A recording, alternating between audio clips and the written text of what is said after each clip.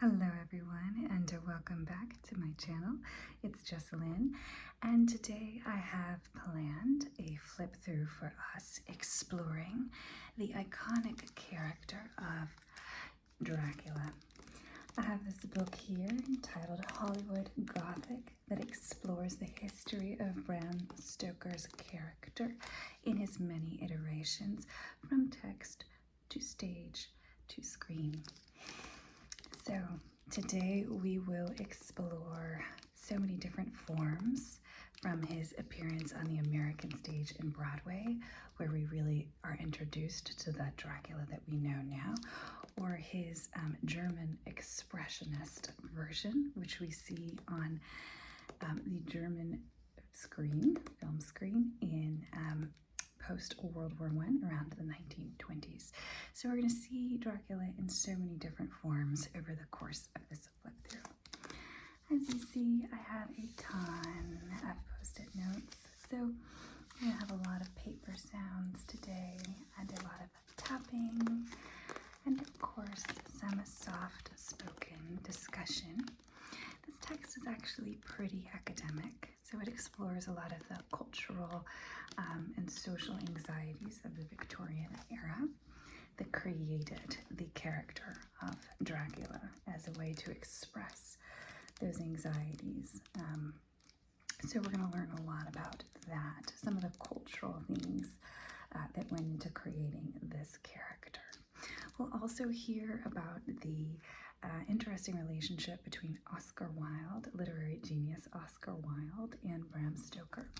Oscar Wilde was actually at trial for homosexuality when Bram Stoker was writing Dracula. So there's a lot of belief that that trial influenced his creation of the vampiric monster that is Count Dracula, who was originally portrayed as highly animalistic before the adaptation for the stage required that he adapt a more courtly visage. Wait, that's not a word. A more courtly demeanor, shall we say. So we'll watch that transformation, and we'll also look at, which probably my favorite thing about this book, is the amount of images that it has. And so we'll take a look at some of these really fascinating and kind of deeply disturbing images as we flip through. So an example, let me see if I can find a really good one. You have this one from Nosferatu, the German expressionist film here. So you see, this is before Dracula became the Dracula that we recognize, with his very recognizable collared cape, which did not appear until the play version. And you also have, for instance, this poster. I think this was the American poster. Yes, the American Broadway poster that you may recognize, the Dracula face with the bat wings for ears. We'll see a lot of these very historical pictures and talk about them. I'll show you one more before we start that's like literally my favorite picture. And it's actually not of Dracula at all. Oddly enough, it's like the best picture. Before we get started, it is this one. That is a movie theater. It reminds me of like an Ayn Rand like novel, and it's just like the architecture of this movie theater is absolutely insane. Look at that. So anyway, that is a preview of what we're going to look at. So let's get started.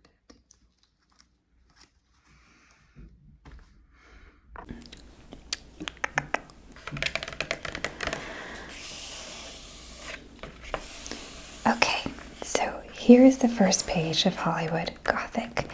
If you've read Bram Stoker's novel, Dracula, then you recognize right away who these three women are. These are the three vampires that live in Count Dracula's castle. They are the first vampires that show themselves to Jonathan Harker, our protagonist of the text, the man who is invited to Dracula's castle in order to explain to him the home in London that Dracula has bought. So we are going to read, before we start going over the text and history of this book, we are again going to start with a excerpt describing these ladies. This excerpt is great because it captures a lot of the themes that we'll discuss over this video, particularly the sexualization of women, or the fear of the sexualized women in Victorian England, which are represented by these kind of succubuses, these female vampires who exist to suck the blood of men. So, I begin. This again is from the text, Bram Stoker's Dracula. I'll put the text here so you can read along.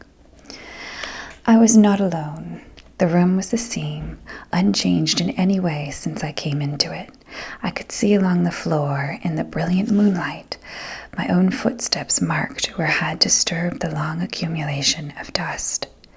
In the moonlight opposite me were 3 young women, ladies by their dress and manner. I thought at the time I must be dreaming when I saw them, for though the moonlight was behind them, they threw no shadow on the floor. They came close to me and looked at me for some time, and then whispered together. 2 were dark and had high aquiline noses, like the Count, and great dark piercing eyes that seemed to almost be red when contrasted with the pale yellow moon. The other was fair as can be, with great wavy masses of golden hair and eyes like pale sapphires. I seemed somehow to know her face, and to know it in connection with some dreamy fear, but I could not recollect at that moment how or where. All 3 had brilliant white teeth that shone like pearls against the ruby of their voluptuous lips. There was something about them that made me uneasy, some longing, and at the same time some deadly fear. I felt in my heart a wicked, burning desire that they would kiss me with those red lips. It is not good to note this down, lest someday it should meet Mina's eyes and cause her pain.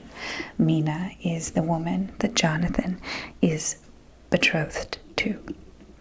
They whispered together, and then all 3 laughed, such a silvery musical laugh, but as hard as though the sound never could have come through the softness of human lips. It was like the intolerable tingling sweetness of water glasses when played on by a cunning hand. The fair girl shook her head coquettishly, and the other 2 urged her on. So that is the first excerpt we shall read. You'll notice from that passage right away that these female supernatural beings are so tempting that they would draw Jonathan away from the woman that he loves with their kind of intoxicating animalistic sensuality. And that is what has characterized vampires over the centuries, but particularly the Victorian vampire that we think of when we think vampire, because so many of our minds go straight to Dracula. So this text will take us through a little bit of that history. Okay, here we go. Hollywood Gothic, the tangled web of Dracula. Okay.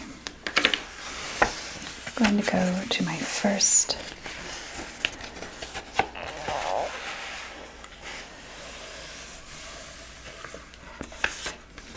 page here. Does anyone recognize him? This is most likely the Dracula that we think of. It's Bela Lugosi, who was a Hungarian actor who played Dracula.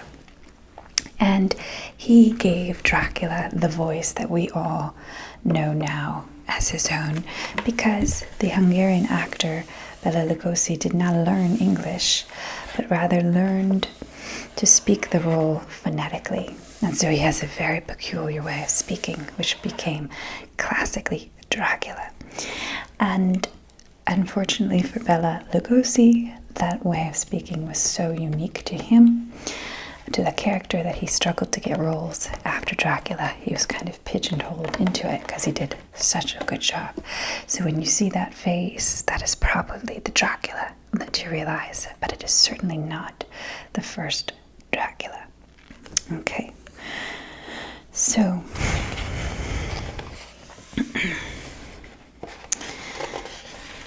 here we go. This text begins or suggests that the myth of Dracula really began in the origins of the occult. Okay, and it starts us with the magic lantern salons of Paris in the late 1700s, which would project bat-winged demons on clouds of smoke to terrify and entertain the ancestors of the modern motion picture audience.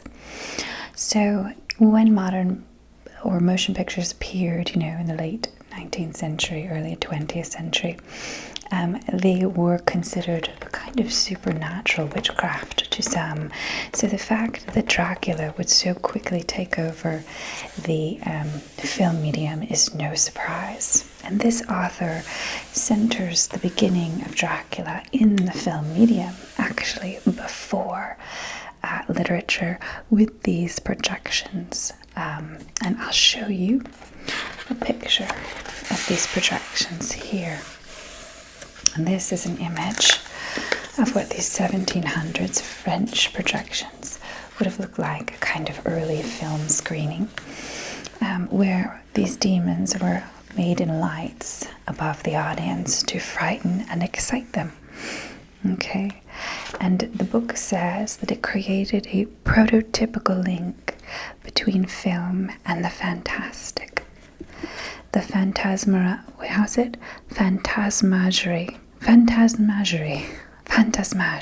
what a word.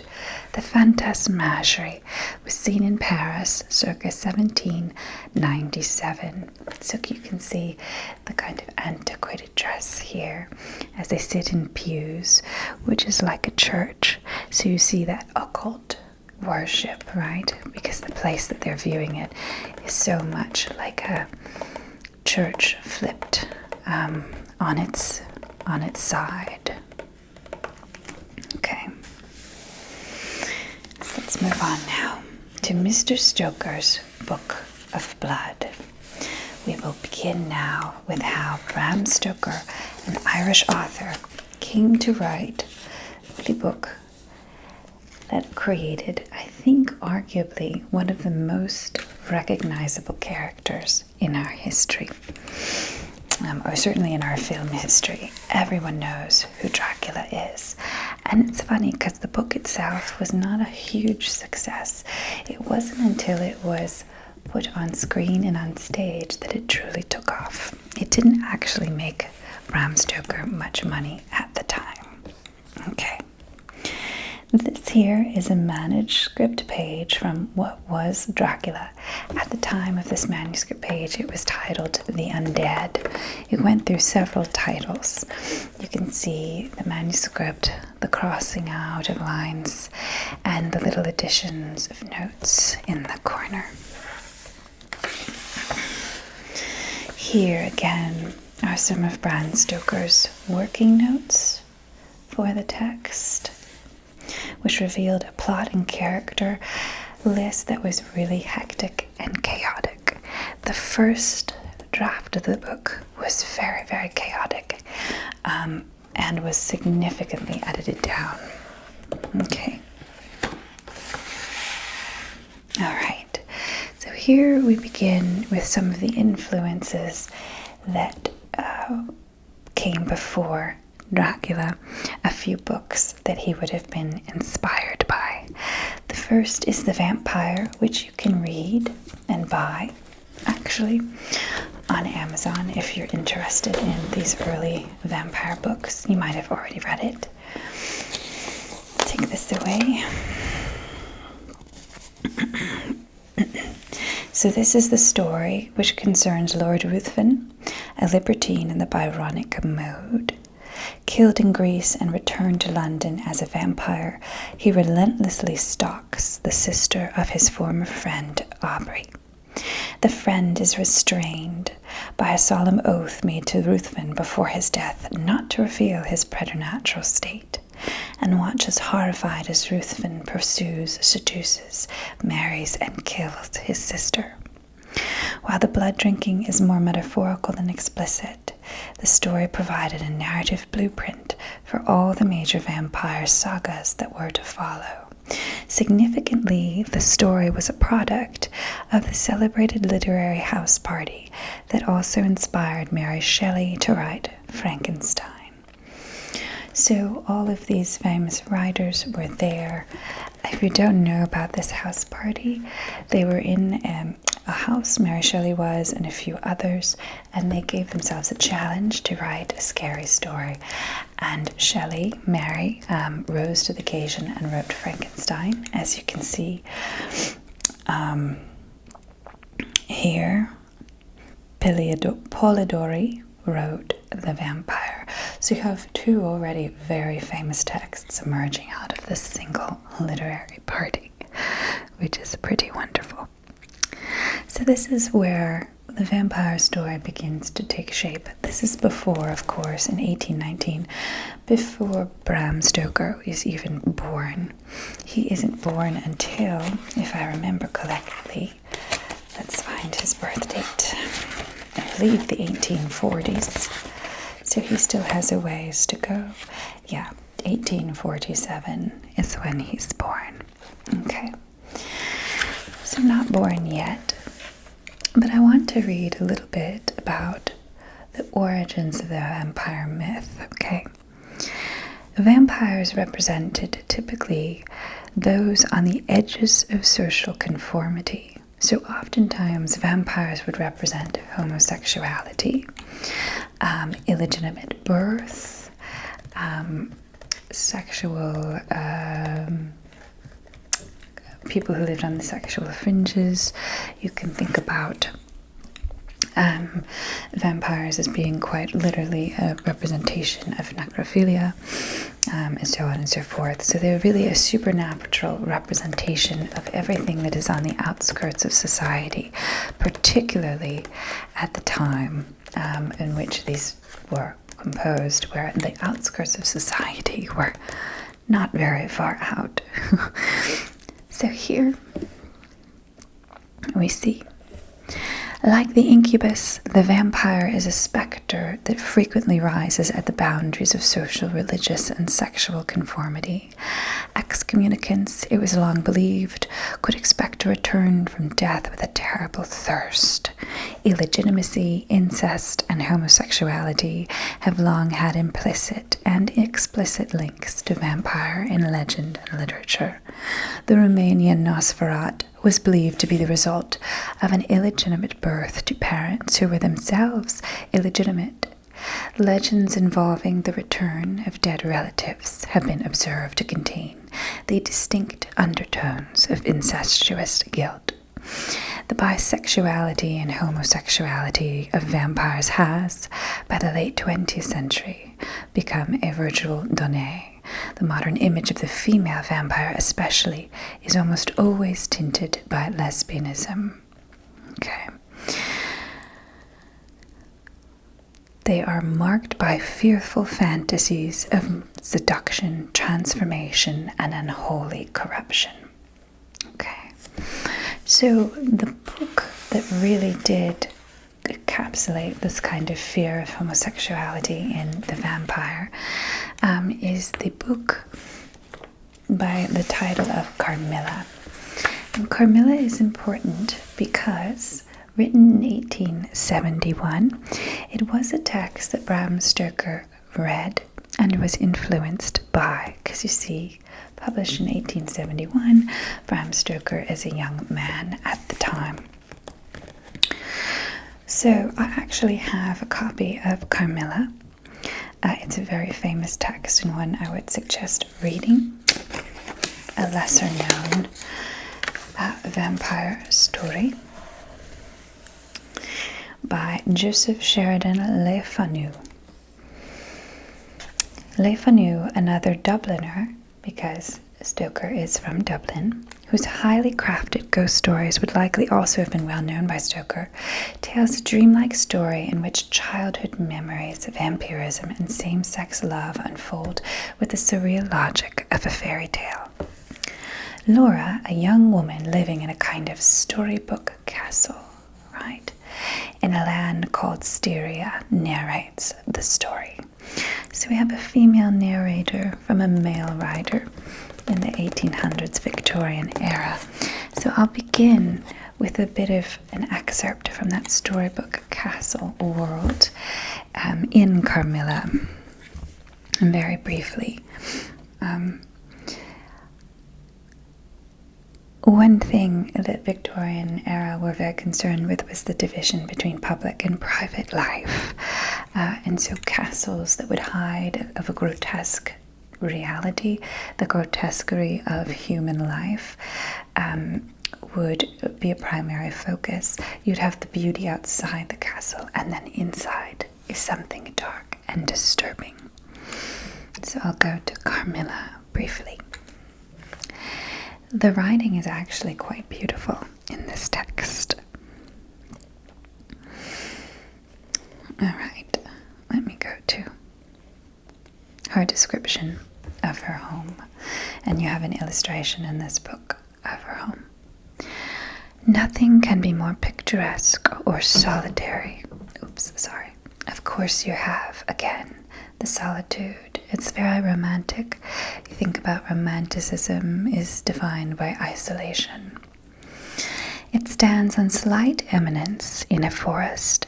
The road, very old and narrow, passes in front of its drawbridge, never raised in my time, and its moat, stocked with perch and sailed over by many swans, and floating on its surface white fleets of water lilies.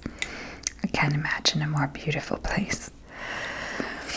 Over all, this Schloss shows its many windowed front, its towers, and its Gothic chapel. So we see the beauty, but behind that beauty is a enormous, terrifying, and very dark castle.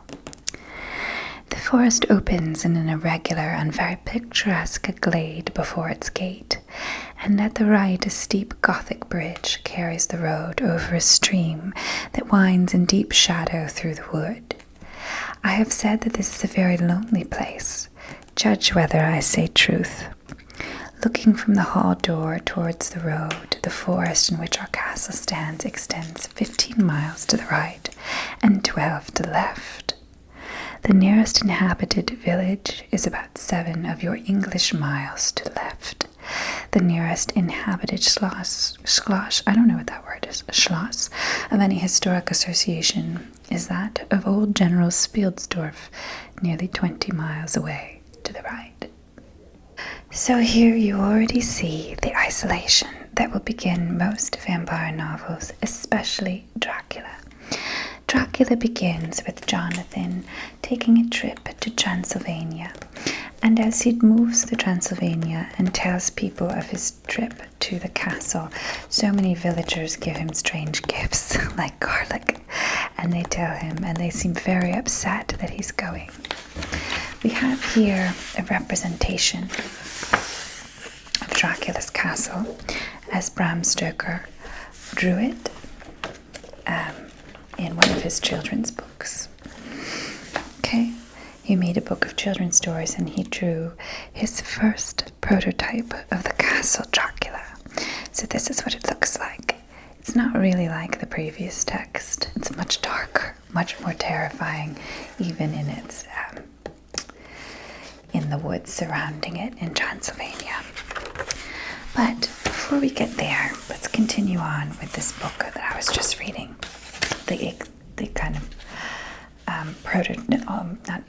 inspiration for the book that he was to write. She has a strange memory from early childhood of a night visitation by a beautiful girl, carrying a distinct flavor of vampirism to the reader, if not the teller. Years later, the girl appears to her again in the form of Carmilla, a mysterious young lady who joins her household under a cloud of secrecy and intrigue. Carmilla remembers the same dream. The two young women form a powerful bond. Sometimes, after an hour of apathy, my strange and beautiful companion would take my hand and hold it with a fond pressure, renewed again and again, blushing softly, gazing in my face with languid and burning eyes, and breathing so fast that her dress rose and fell with tumultuous respiration. It was like the ardor of a lover. It embarrassed me. It was hateful and yet overpowering, and with gloating eyes she drew me to her, and her hot lips traveled along my cheek in kisses, and she would whisper almost in sobs, "You are mine, you shall be mine, and you and I are one forever." You most likely notice the similarities between Sheridan Le Fanu's book and Stoker's depiction of the three ladies. This forcible kissing that the one being kissed cannot resist, a seductress, right? It was almost as if the supernatural gave writers an excuse to write about topics that would have been very off limits for those in Victorian society. Okay. These pages describe Stoker's early life as a writer. He met an actor named Henry Irving who was very, very famous and actually wrote memoirs about Henry Irving in 1906. That's how important Henry Irving was to him. This here is a picture of Bram Stoker. He worked at a theatre called the Lyceum, and I'll add it, where Henry Irving acted. And his act was his acting was considered a genius that was almost supernatural itself. How Henry Irving could transform into characters, and it amazed Bram Stoker. So he worked tirelessly for the Lyceum, really based off of his amazement with Henry Irving, the actor. So we can here is how he describes Henry Irving. "Art can do much," Stoker wrote in retrospect, "but in all things, even in art, there is a summit somewhere. That night, for a brief time," this is when he was watching Irving perform a monologue. It is the dream of Eugene Aram, where a murderer is overcome by guilt. "That night, for a brief time, in which the rest of the world seemed to sit still, Irving's genius floated in blazing triumph above the summit of art. As for Stoker himself, I burst into something like hysterics. So the summit of art is such an interesting idea, I think. So he believes that Henry Irving is the most incredible actor to ever live, and a bit of an obsession, a career obsession begins there. So the Lyceum is where Stoker begins to work, and it is when he's working there that he will write Dracula. Okay, there's some more sketches of Bram Stoker. Oops.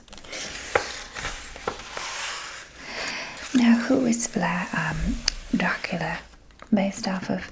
Some say he was based off of Vlad the Impaler.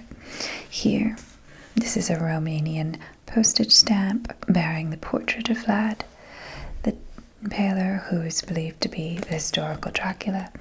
And you can see some physical representations. Dracula was believed to have bushy eyebrows that met, so you can see there.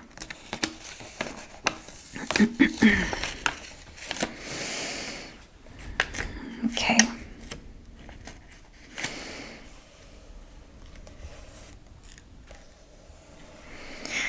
This is a picture of his house. Right. here is the plot of Dracula, and I'll go over it because it will help you understand it if you don't know the plot of Dracula. Okay.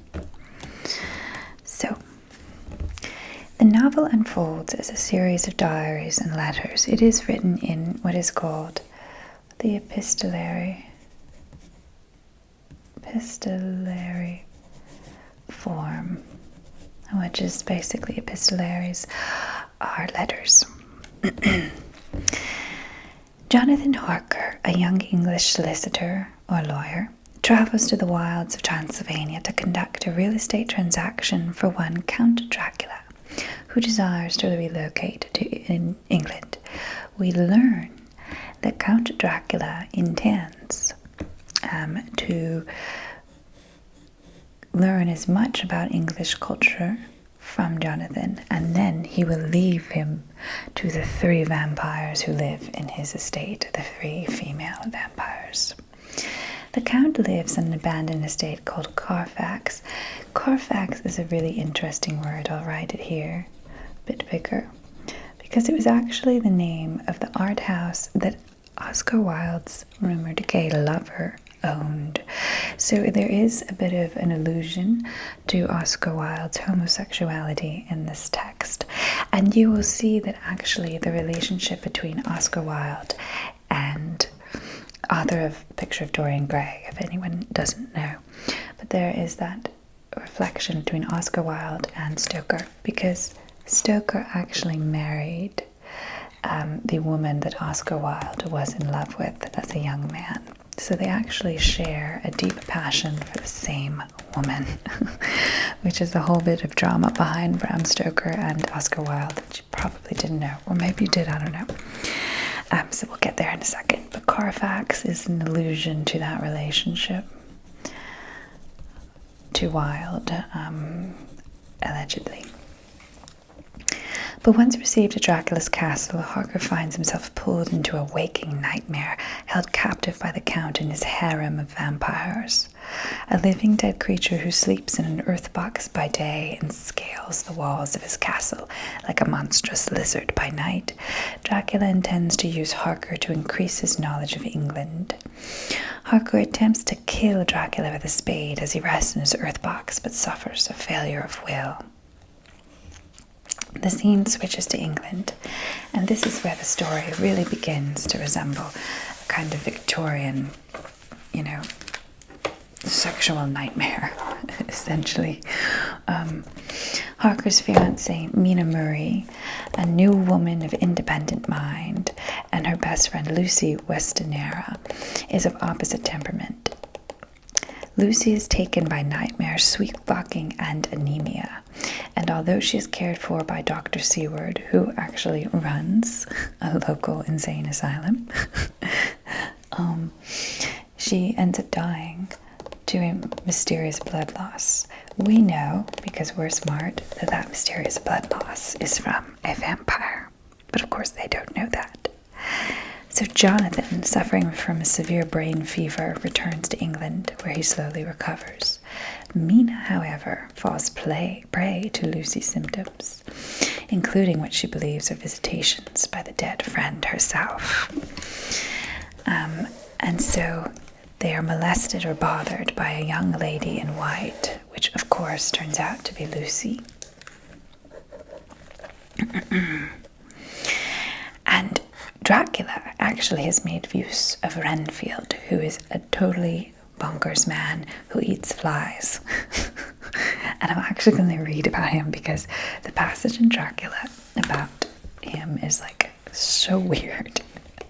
So Dracula enlists one of Seward's patients. Seward had been studying this patient for a very long time, and he enlists him to do essentially to gain access to Mina. But I want to describe how they talk about this guy, because it's like so creepy. And I love how they talk about insane people in the Victorian era. They just refer to him as a homicidal maniac. So in Dr. Seward's journals, Dr. Seward's journals, we get this kind of depiction of Renfield, who is this lunatic. The book really does have a lot of different plot lines. And there's this whole kind of process where he keeps getting obsessed with eating things. He wants to eat a fly, and then he wants to eat the spider who eats the fly, and then he wants to eat the bird that eats the spider that eats the fly, and then he wants to eat the cat that eats the bird that eats the spider that eats the fly. So he becomes kind of obsessed with eating things that eat other things in this like weird chain of consuming. It's very, very odd. So I'll read a little bit from that for a second. Okay. Oh, it's so strange. It's actually kind of long, so I might not read a lot of it. I might take little bits and pieces, but June 5th. The case of Renfield grows more interesting the more I get to understand the man. He has certain qualities very largely developed: selfishness, secrecy, and purpose. I wish I could get at what is the object of the latter. He seems to have some settled scheme of his own, but what it is I do not yet know. His redeeming quality is a love of animals, though indeed he has such curious turns in it that I sometimes imagine he is only abnormally cruel. His pets are of odd sorts. Just now his hobby is catching flies. He has such present quantity that I have had to myself to expostulate. To my astonishment, he did not break out into a fury as I expected, but took the matter in a simple seriousness. He thought for a moment, and then said, "I have 3 days. I shall clear them away." Of course I said that would do. I must watch him. He has turned his mind now to spiders, and has got several very big fellows in a box. He keeps feeding them with his flies, and the number of the latter is becoming sensibly diminished, although he has used half his food in attracting more flies from outside his room. So he's like getting rid of things by having something eat it. It's so weird. His spiders are now becoming as great a nuisance as his flies, and today I told him that he must get rid of them. He looked very sad at this, so I said that he must clear out some of them at all events. He cheerfully acquiesced in this, and I gave him the same time as before for reduction. He disgusted me much while with him, for when a horrid blowfly, bloated with some carrion food, buzzed into the room, he caught it, held it exultantly for a few moments between his finger and thumb, and before I knew what he was going to do, put it in his mouth and ate it. I scolded him for it, but he argued quietly that it was very good and very wholesome, that it was life, strong life, and gave life to him. So you can see here already that Renfield is very much foreshadowing what the vampires shall do, because he gains life from the bodies of other life creatures, by consuming the blood of another. Okay, I'll skip that. And I'm going to go to his ridiculous little sparrows. This is when it gets really disturbing. We are progressing. My friend has now a whole colony of sparrows, and his flies and spiders are almost obliterated. When I came in, he ran to me and said he wanted to ask me a great favor, a very, very great favor, and as he spoke, he fawned on me like a dog.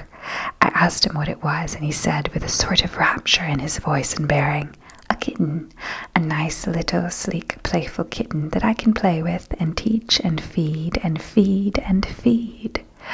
I was not unprepared for this request, for I had noticed how his pets went on increasing in size and vivacity, but I did not care that his pretty family of tame sparrows should be wiped out in the same manner as the flies and the spiders, so I said I would see about it.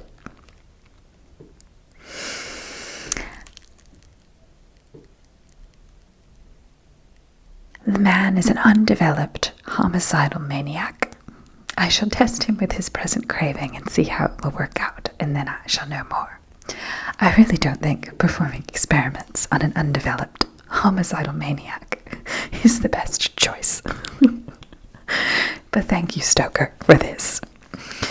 This is the really disturbing part. I hate this. I visited him again and found him sitting in a corner brooding. When I came in, he threw himself on his knees before me. Wait, where is he like eating his feathers?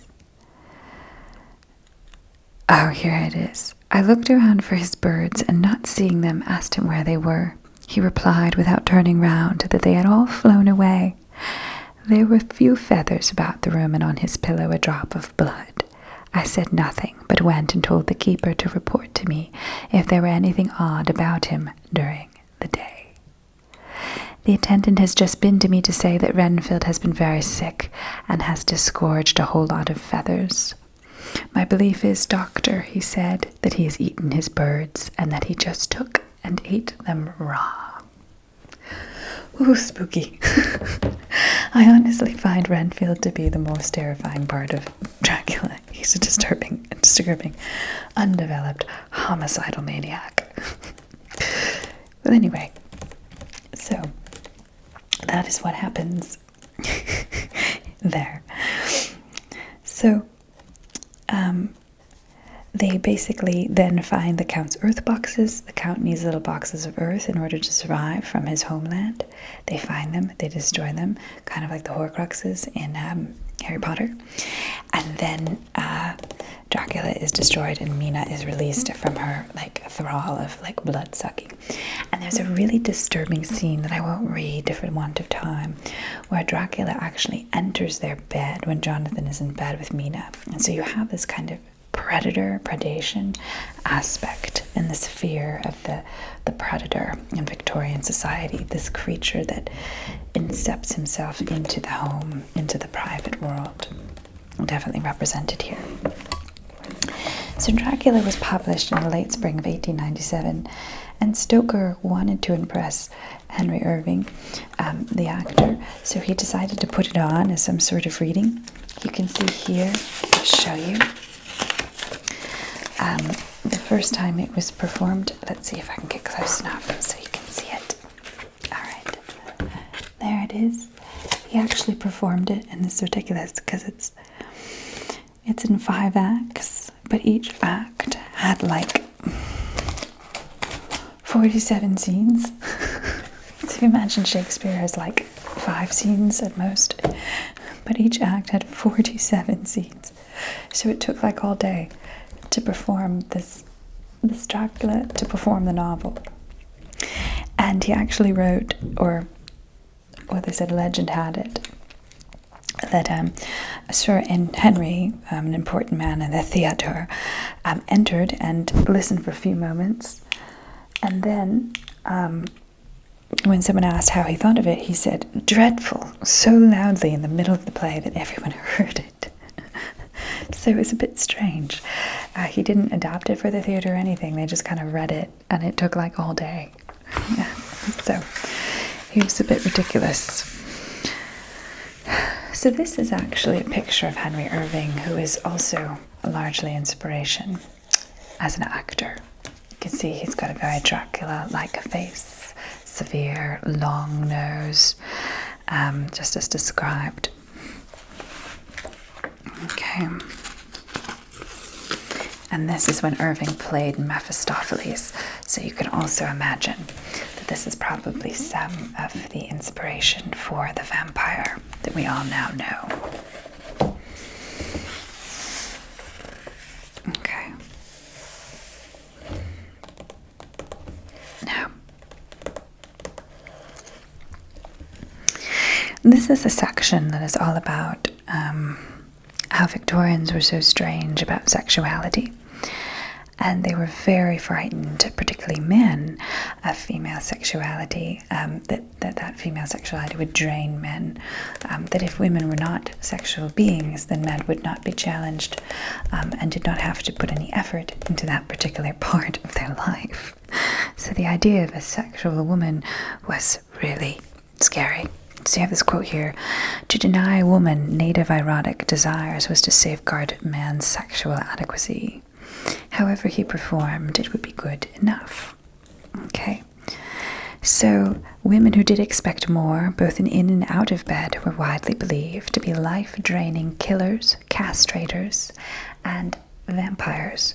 So this is where we get that female image of the vampire here.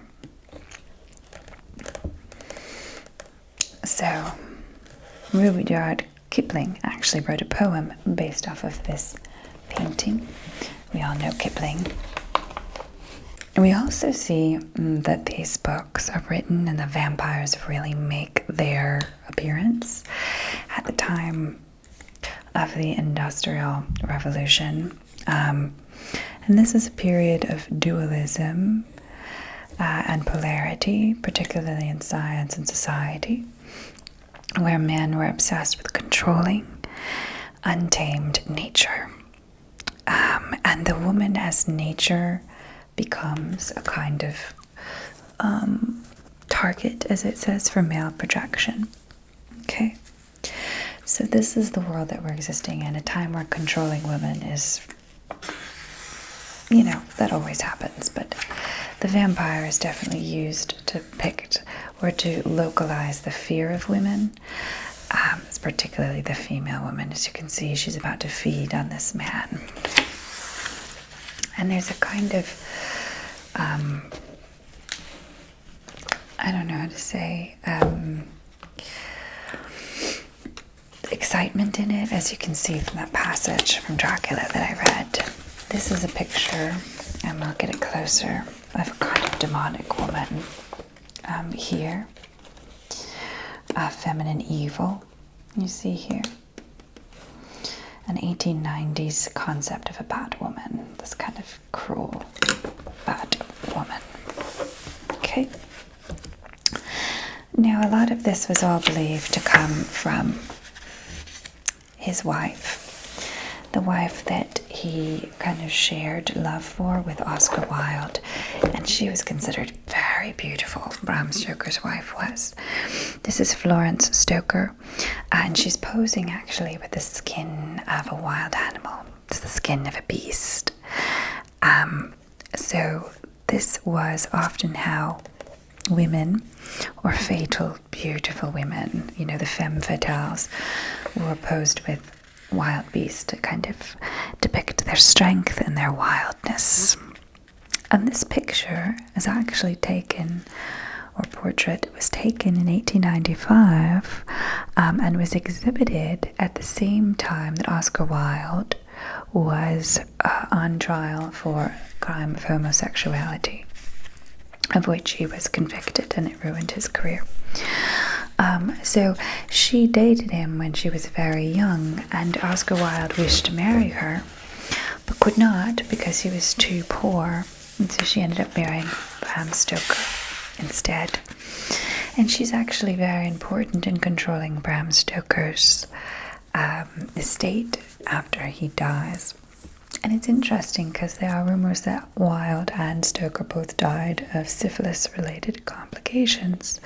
So the idea that sexuality is dangerous in the Victorian time is not wrong. It is based on real evidence and real medical realities. Here is a drawing that Oscar Wilde actually did of Florence. So, or as he called her, Flory. So this is Dear Flory, a depiction of her here. Okay.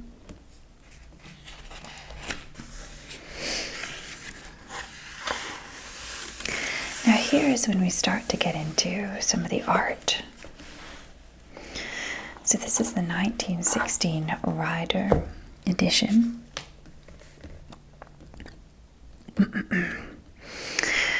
Which features the Count scaling the wall of his castle like a giant lizard or a bat. And this brings me to say that the book really focused on Dracula as a beast, as a wild, untamed thing with kind of homosexual undertones, which largely likely came from the fact that Oscar Wilde was on trial while Stoker was writing the text. See, This actually was never depicted on stage, and very rarely in film, because even though it's likely one of the most disturbing scenes of the novel. So you can see there's quite a few of these depictions. This is the Count as he is depicted on the cover of the book, the French edition, published in 1920. That's a bit of cover art from the text. And again, here he is. Constable's first paperback edition of Dracula. Recalled the imagery of, as you can see, the tarot, a French party game. And Bram Stoker is dead, perhaps of syphilis.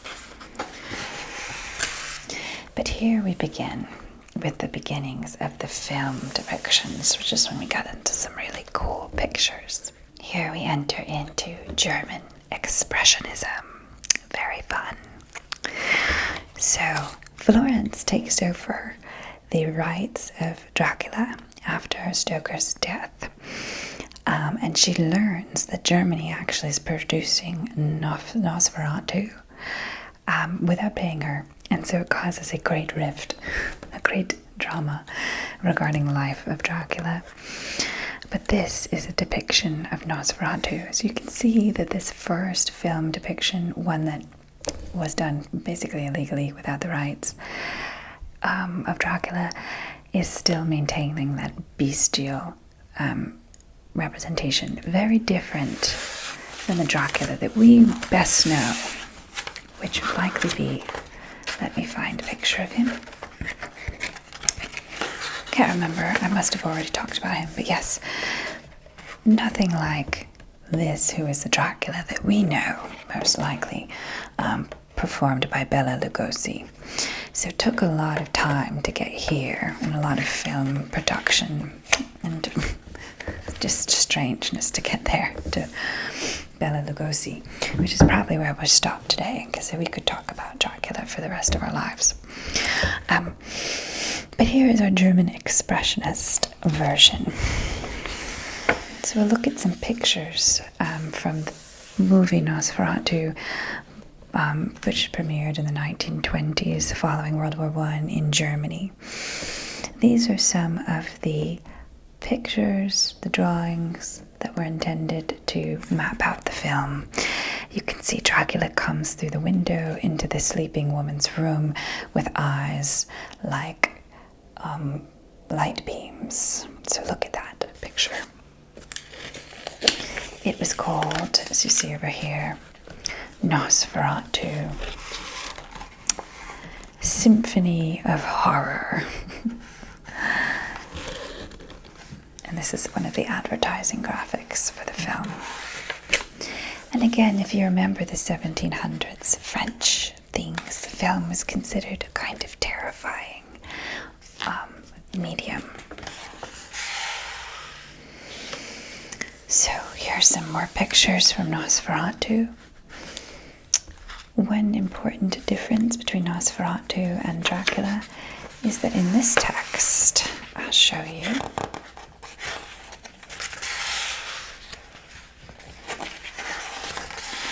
Dracula casts shadows, as you can see.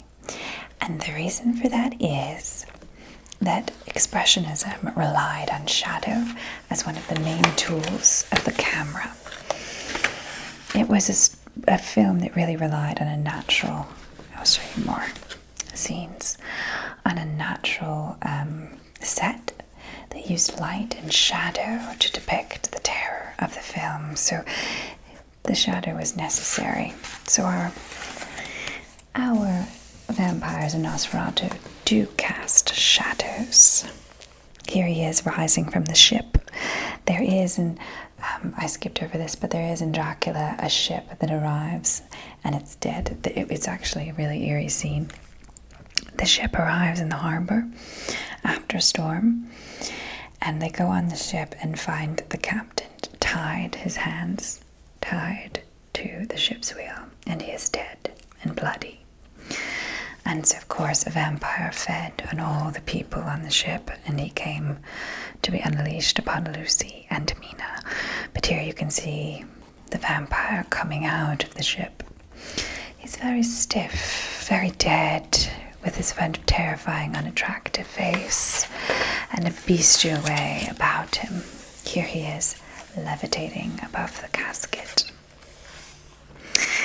Now, German expressionism relied on distortion with shadows, exaggeration, as you can see, with his features so exaggerated, and extreme metaphor. And the most important thing is probably that images represented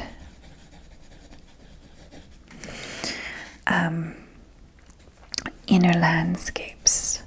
And so you really do see why Dracula would be so perfectly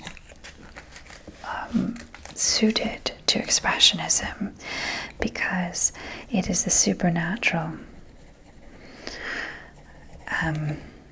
representing socially unacceptable desire.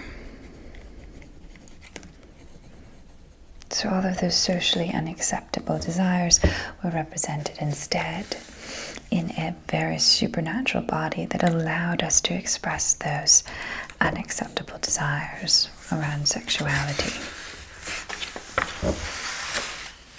And so these are the expressionists. Now, of course, Florence was furious when she found out that this was being produced, because it was against her will. She was not a part of it. Oh, one more shadow, I forgot, the arching shadow. Here is a motif throughout the entire thing, and I just also find this to be very Ayn Rand. I kind of love Ayn Rand. I know people have weird feelings about her, but I love her. Yeah, so you see this arching shadow as a motif throughout the entire text. It is terrorizing. And here is an advertisement for the film in the Berlin Zoo in 1922. A million fancies strike you when you hear the name Nosferatu. Nosferatu who cannot die.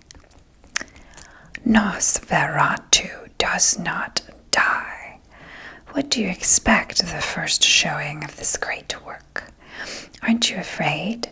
Men must die, but legend has it that a vampire, Nosferatu, the undead, lives on in men's blood. Lives on men's blood. You want to see a symphony of horror? You may expect more. Be careful.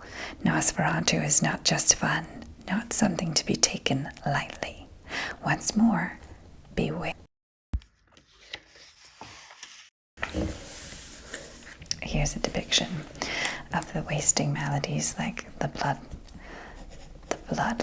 loss. And you can see the kind of sensuality in her suffering in that. And let's skip ahead now. This is very funny to me. This is the depiction of the play. It first began as an English production, which was so terrifying that a nurse would come to the performances with smelling salts to help revive people who passed out from fear. So that is pretty great. So this guy here, we're going to come back to. So I'll put a little, sticky note for him. This is Horace Liverite, who is really very much responsible for the Dracula we now know. He was the one who put on the Dracula performance in Broadway, so the American performance of Dracula.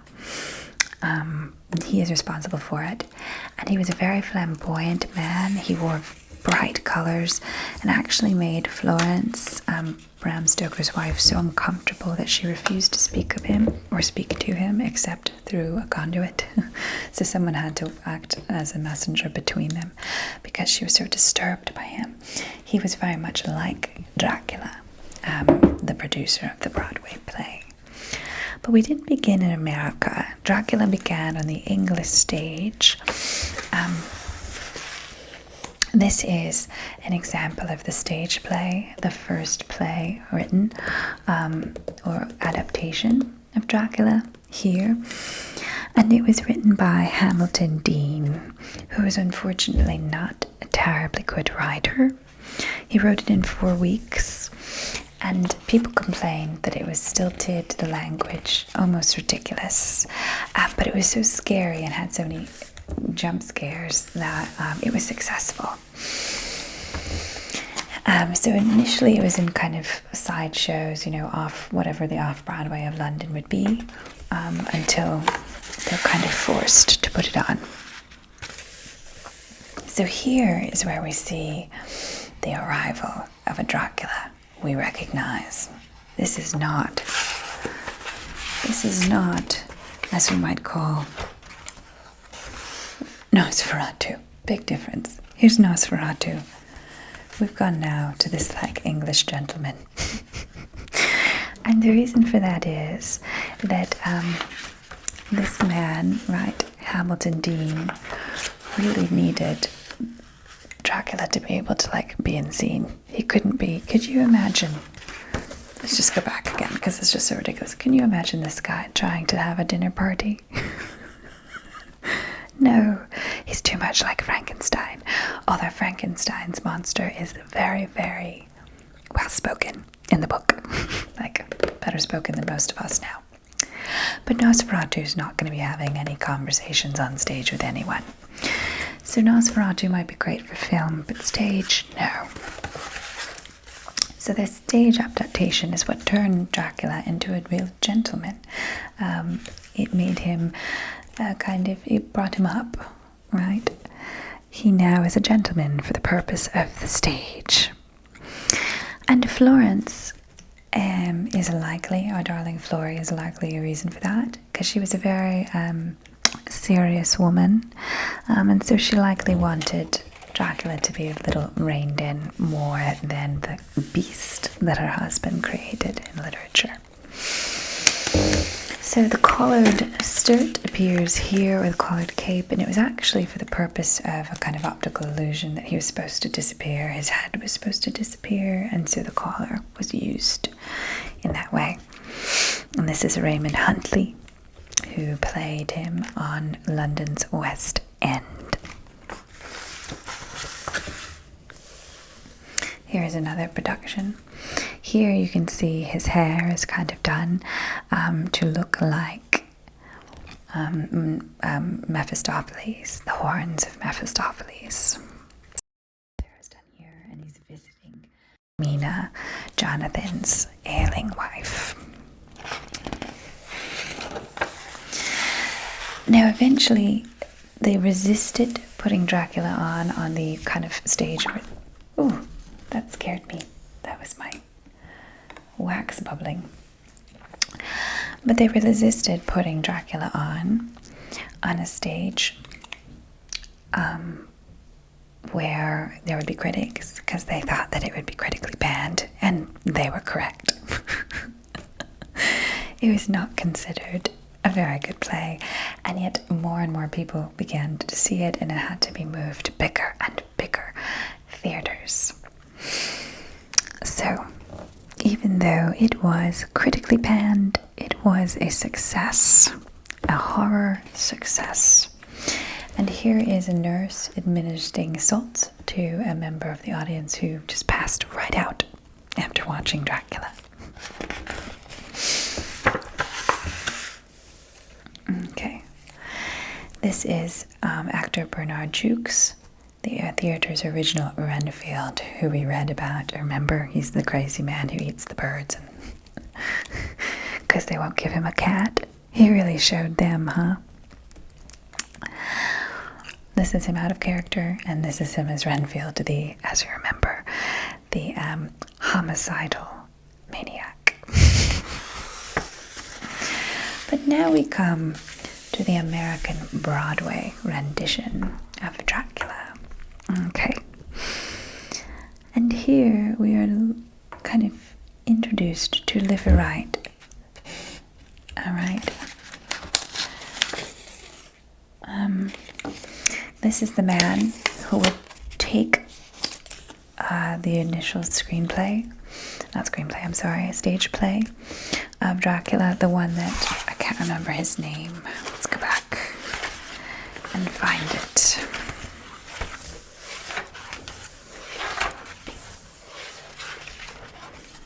Where's his name? Dean. Hamilton Dean wrote, which was a bit clunky and stilted, and he actually edited it. And one of the examples of the lines is where is the line that he edited? Yeah, this is an example of how stilted his language was. Let's see here. This is what Dean wrote. I have sorrow if I have given to you the alarm. Perhaps my footfall sounds not so heavy as that of your English ploughman. A bit stilted, makes no sense. And so Balderston translated it into this. Forgive me, my footfall is not heavy, and your rugs are soft. So you can actually understand what he's saying there. Okay. So what happens is, go back to Liveright. Liveright wishes to bring this to the Americas, not the Americas, to the United States. There we go. And he was a popularizer of Freud. So he very much believed in these like psychological or psychoanalytical kind of sexual, what would be this called? I don't know what that would be called. Sexual themes and sexual anxieties present in the subconscious and things like that that Freud would talk about. So Dracula is kind of the perfect Freudian film or Freudian text to bring to the stage for someone like him. And he says it's because it has psychosexual subtext and perverse manipulation of Christian iconography. So he had stumbled across, he thought, a censor-proof way to present outrageous themes of oral sexuality, insanity, and borderline necrophilia. Okay, so that is what we see here. In this text or in this play is the opportunity to kind of sneak through these disturbing themes past the censors who would have refused to allow that to work. So he had bought the rights to Edward Bourdais' play The Captive, which was a drama about lesbianism, and that was too much. And the local district attorney said, no. So it's wild to think that the district attorney was in charge of shutting down plays. So that's why the supernatural became a way to discuss these themes in worlds in which we were not really allowed to discuss them, which is, to me, quite fascinating. Florence Stoker, again, hated Liveright because he was just too much, flashy, scandalous, disreputable. He didn't just want Dracula, he seemed to be Dracula in some undefined and unsavory way. Now, the Broadway play used Hungarian actor Bela Lugosi. And so we'll end the video, because this video has gotten quite long, talking about how Bela Lugosi is the Dracula, in my opinion, the one Dracula that has defined all other Draculas. If you haven't seen him yet, I encourage you to take a moment to watch a YouTube clip of him performing, particularly listen to his voice.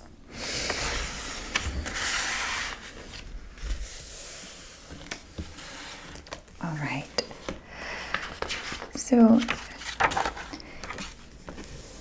Hungarian actor Bela Lugosi was cast as Dracula, and he has become the really foundational figure for our understanding of Dracula now. I think anytime you think of Dracula, you're really thinking of Bela Lugosi. I pronounced his name wrong. in the past. So he is a Hungarian actor, and it's the fact that he is Hungarian that made him such a good Dracula, and also a particular quality of his work. He arrived in New York as a political expatriate, and when I'm sorry, I forgot his name. Liverite was deciding to put on this play on Broadway. Someone who wanted to do it initially said, "You must hire Bela Lugosi." But then Bela Lugosi read for the part, and he did a terrible, stilted job in Liverite's opinion, and they had no backup. So they ended up choosing him anyway.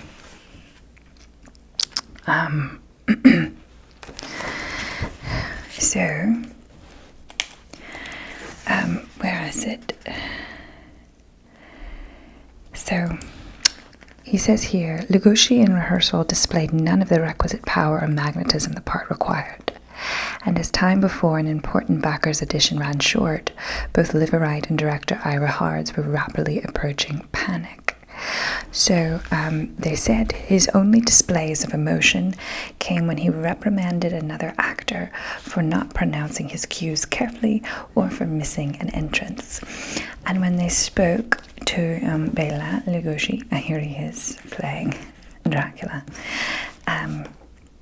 you think you see how severe but also how handsome he is. The handsomeness is, of course, what made him so successful. That and his extraordinary ability to give Dracula his voice.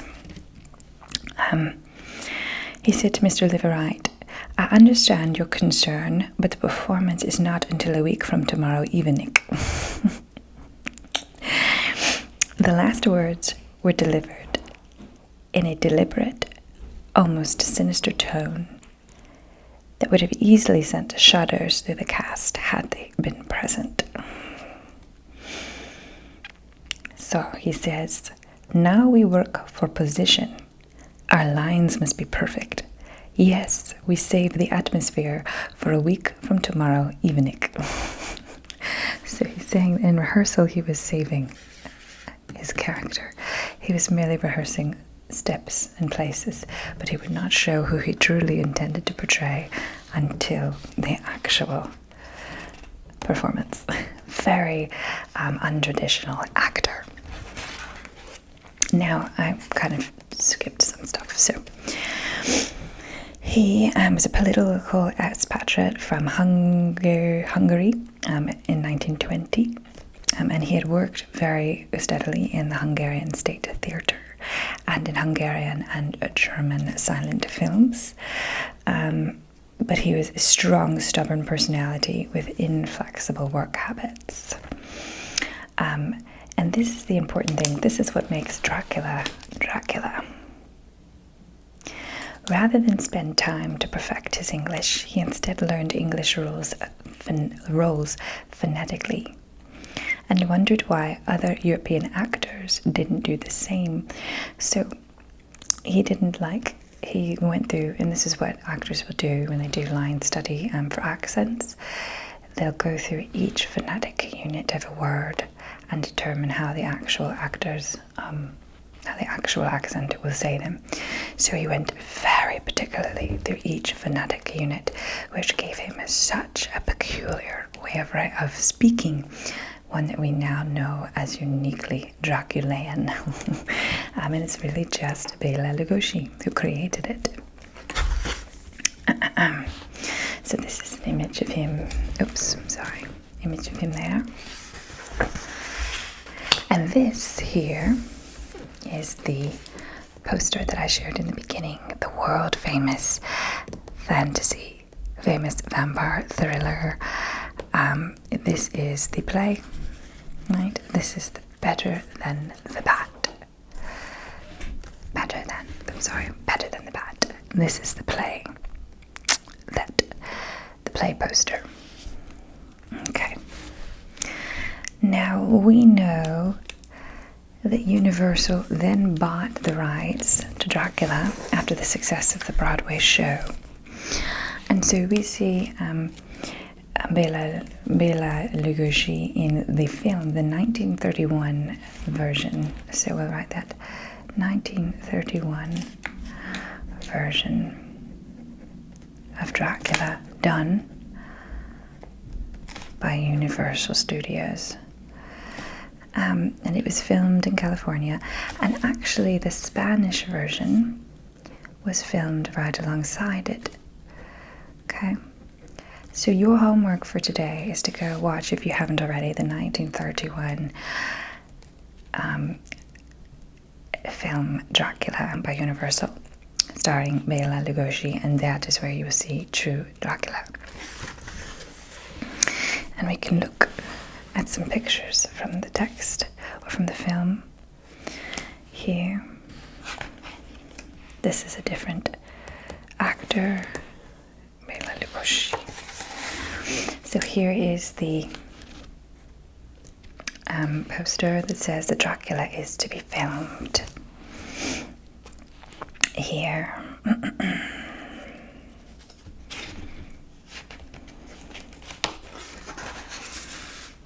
And this is Hollywood. Now this is actor Conrad Veidt, who was the first choice for Dracula. But of course it was not him. It was our Hungarian actor who ended up playing. Okay. So we have quite a few pictures. Here is where Nosferatu made its American debut, and I want to say briefly, this is the New York's film Killed Cinema. How much this theatre, I think that a kind of commercialization of things, like commercialization of film, creating of these massive theatre chains, how much is lost in regards to architecture. Look at where the film screen would be in this massive circle. I mean, it's extraordinary. We've lost so much kind of architectural genius due to these massive chains that build everything the same way and don't have a respect for art, the art of architecture anymore. It's a real shame, but this is absolutely extraordinary. But we will go now. I can't go through all of this book, unfortunately. There are some really, incredible pictures here with The Ghost Goes West.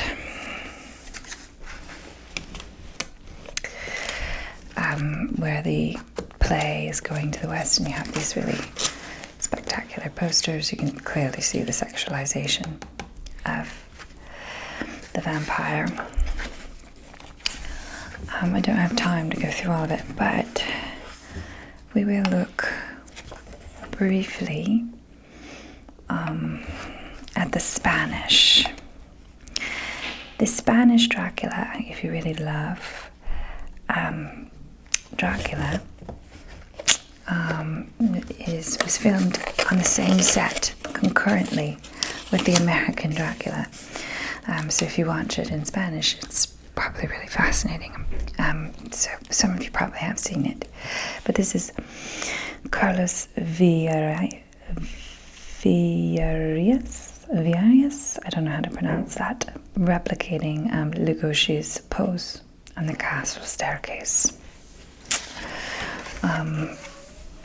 And so this is here, the Spanish poster for Dracula. So if you are really fascinated by Dracula, I suggest watching the Spanish version if you haven't already seen it. I'm trying to get to the very beginning of the Spanish. There we go, the Spanish Dracula.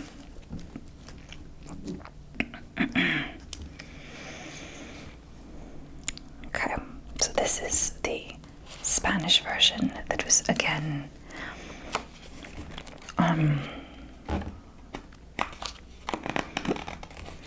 filmed alongside the English, and some consider it actually a better Dracula, so I would consider it. Okay, enough now. Should we find a really good picture to end on? I think we can. Oh gosh, that's a bit terrifying. Let's see. Who is this?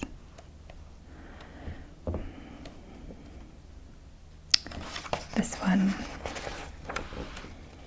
Of course. Dorothy Peterson in Bela Lugosi. Again, he is the classic Dracula. He really changed the character. He took Bram Stoker's Dracula and made it something of his own, which makes him just an extraordinary actor. This is more Bela Lugosi.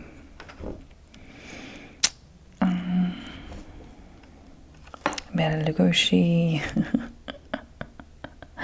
You see, all of it is him. All of it. And it's such a long way that it took Bela Lugosi, more Bela Lugosi. And again, it made his Hollywood career and destroyed it. So he probably has a very strange relationship, or had a very strange relationship to Dracula. Here he is. This is Carlos. I think, I'm not sure. Lupita Tovar. All of these different people. And so that is that. These are images from the Spanish Dracula. It does have a different feel. I have not seen it, so I can't really speak to it, but I would love to watch it. Okay, so that is the story of we go from the Bram Stoker's Dracula all the way to Bela Lugosi's iconic Dracula that we still live with today. So I hope you enjoyed this video, and have a wonderful night, wonderful day, wherever it is you're going. Thank you so much for joining me. Bye bye.